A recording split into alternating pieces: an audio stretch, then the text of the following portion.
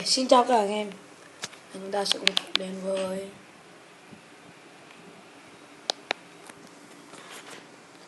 chúng ta muốn nghĩ cách nào để tải.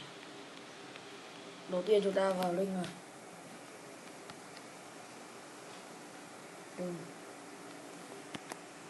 Rồi.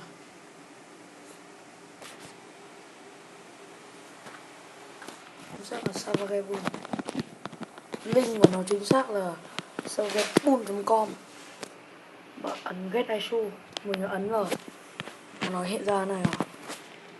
Sau khi đó thì nếu mà nó không tin nhận thì các bạn sẽ làm như này. Quản lý thiết bị, nhưng cái này rồi tin cậy mình ấn rồi. Xin lỗi gì rồi, xong rồi các bạn phải tải Su TV.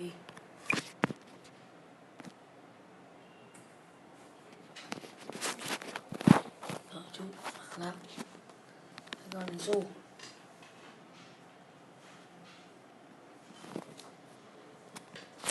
Rồi đây là Su TV.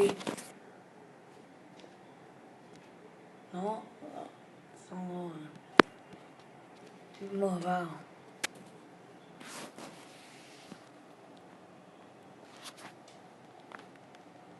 Với đăng nhập nhé.